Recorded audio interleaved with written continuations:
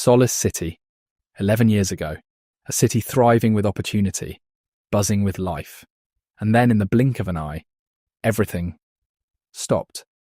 It was a meteor, a catastrophic strike that obliterated the eastern sector, leaving nothing but rubble and ash. We now call it the Dead Side, but back then it was simply home for tens of thousands of people. And just like that, gone. Entire neighborhoods, families, lives, all erased in an instant.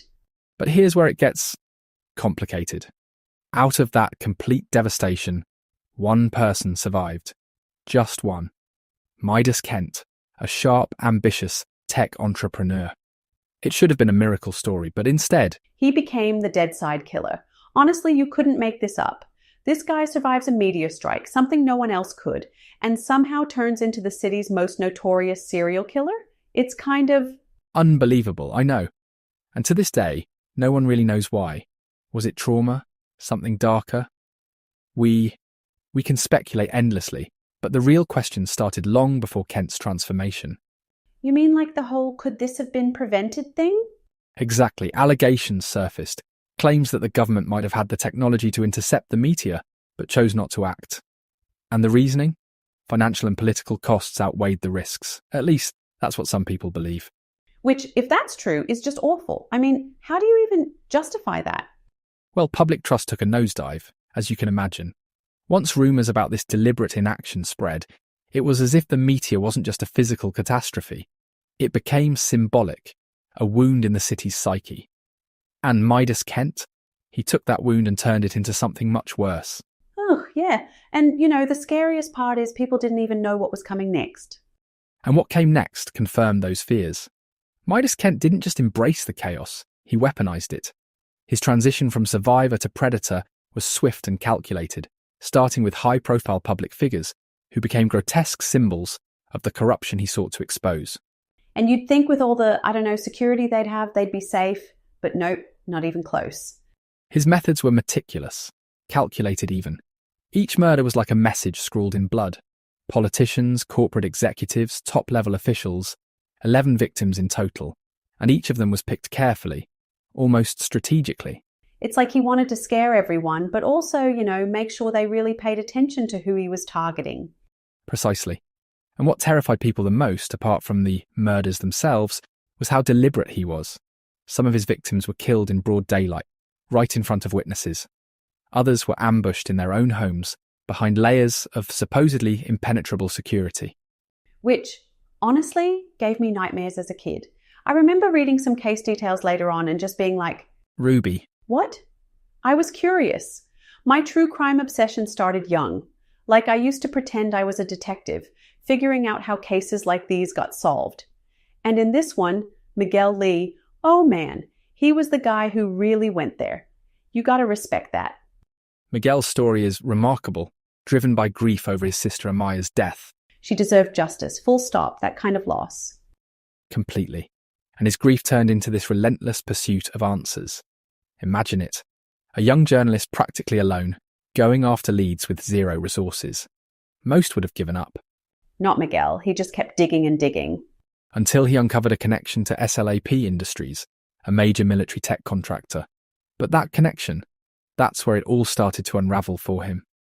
Now here's where it gets even more interesting. Miguel Lee, after digging tirelessly, uncovers a string of anomalies in SLAP. Industries operations.